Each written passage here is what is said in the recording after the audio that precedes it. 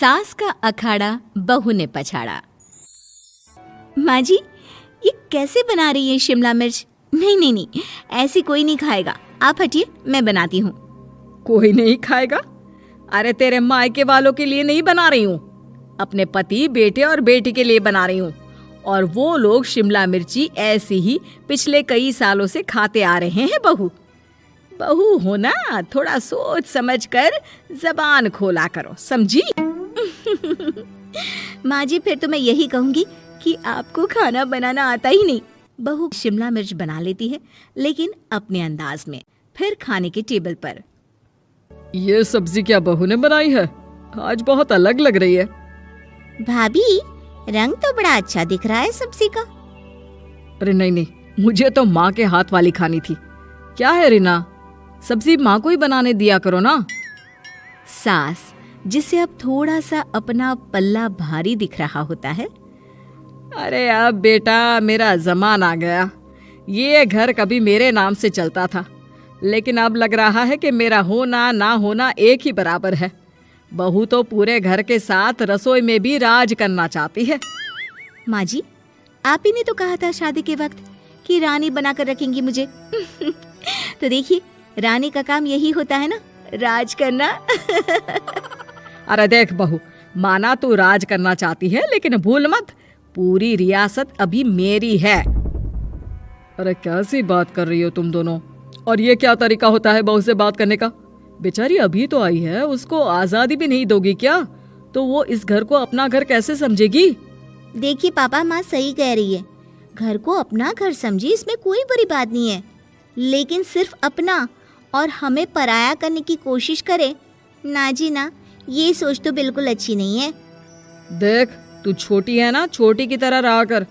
हर बात पर बीच में ना बोला कर। क्यों? वो मेरी बेटी है तो मेरे तरफ से ही बोलेगी ना। माँ जी, ये तरफ क्या होता है? हाँ, वो मेरी बहन नहीं है क्या? मैं मानती हूँ कि आज मैंने सब्जी बना दी, लेकिन थोड़ा खाने में बदलाव करना हम स्त्रियां भी तो जानती हैं और चाहती भी हैं। तो इसका मतलब ये तो नहीं कि घर के खाने की कोई वैल्यू ही नहीं है। देख, मैं कोई बहस नहीं करना चाहती, जाओ खाना खा लो। सभी खाना खाने बैठ जाते हैं। अगले रोज, माँ जी प्लीज, ये आस पड़ोस वालों को बोलिए ना, मुंह उठाकर घर में मत आ जाया करे। अरे किसी के घर आने जाने का कुछ वक्त तो होना चाहिए। यहाँ तो सारा दिन मानो लोगों ने धर्मशाला बनाकर रखी है। बहू, वो हम लोगों के परिवार जैसे हैं, पिछले 25 साल से हमारे साथ है। और ये मेरा घर है, यहाँ कौन आएगा कौन नहीं ये तू कैसे डिसाइड करेगी? और हाँ, तुझे अगर पसंद नहीं ना तो अपने कमरे में चली जाया कर। वो लोग बात ही कर रहे होते हैं कि पड़ोसन आ जाती है। अरे बहन, हम लोगों ने जागरण रखा है माता का आज रात, सुबह का भंडारा भी, तो बहू रानी को लेकर आना। आना हाँ बिटिया? अच्छा चलती हूँ, और घरों में भी निमंत्रण देना है। अरे हाँ हाँ, हम जरूर आ जाएंगे। वैसे किस किस को बुला रही हूँ? वो तुम्हारी ननद और भाभी भी आ रहे हैं क्या? माँ, क्या आप इनके पूरे खानदान को जानती हैं? अरे भाभी ने ही तो मेरी ननद की शादी की पूरी तैयारियां कराई थी, और मेरे मायके में भी पापा की मौत के बाद वहाँ रहकर इन्होंने ही मुझे संभाला था। इतना तो कोई किसी के लिए नहीं करता।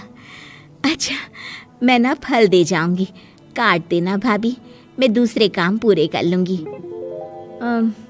मेरी तो तबीयत खराब है माँ जी, आप ही काट देना सारे फल।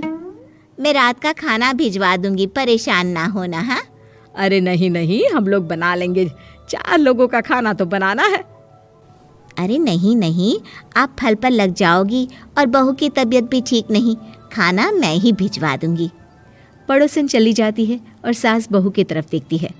देखा, जिसे तू धर्मशाला बोल रही थी वो कितने अपने हैं। हाँ माँ जी, आप उनका काम कर रही हैं, उनके जागरण का प्रसाद तैयार कर रही हैं, तो वो क्या इतना भी नहीं करेंगे आपके लिए? ओहो, तुझसे बहस क्या करना बहू। तभी बहू की माँ आ जाती है। अरे बहन जी, बेटी से मिलने का मन किया तो बिना बताए ही आ गई, बुरा न मानना। ये मत समझना कि ये मेरा घर नहीं, कोई धर्मशाला है। अच्छा अच्छा, तो ये घर पर आए मेहमानों को घर नहीं धर्मशाला वाला समझाने वाली आप ही हैं। वैसे आपको खुशी होगी कि आपकी बेटी के संस्कार भी ऐसे ही हैं। अरे माँ, किन बातों को सुन रही हो? आओ अंदर आ जाओ माँ। माँ बेटी के साथ अंदर आती है तो उसे अचार की महक आती है। हाय रे, कितनी अच्छी महक है। क्या बनाया है बहन जी? अचार बनाया है।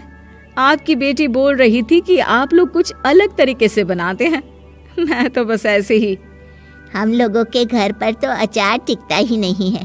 अरे आता ही किसे है अचार बनाना?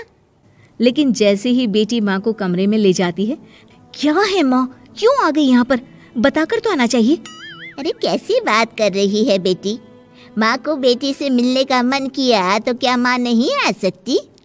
आ सकती है माँ, क्यों नहीं, लेकिन तू ना पूरा खेल बिगाड़ रही है। खेल? कैसा खेल बेटी?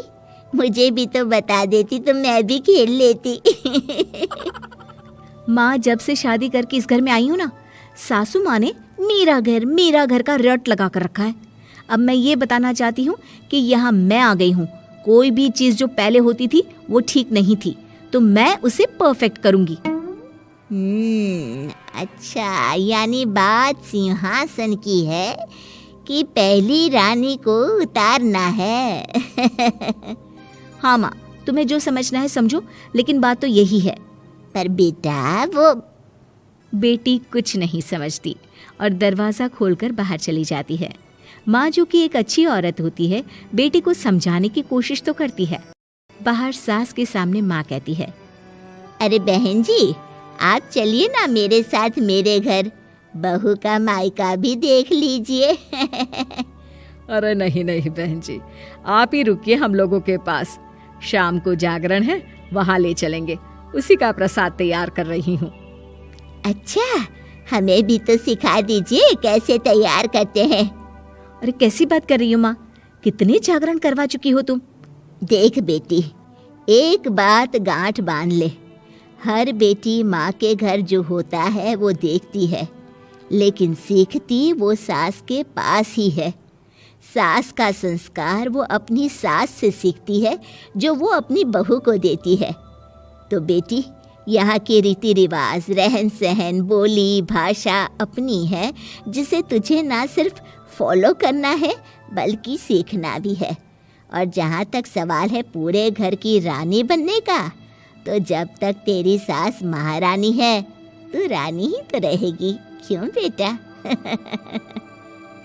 बहू माँ की बात समझ जाती है और सास भी बहू की माँ का मन ही मन शुक्रिया अदा करती है।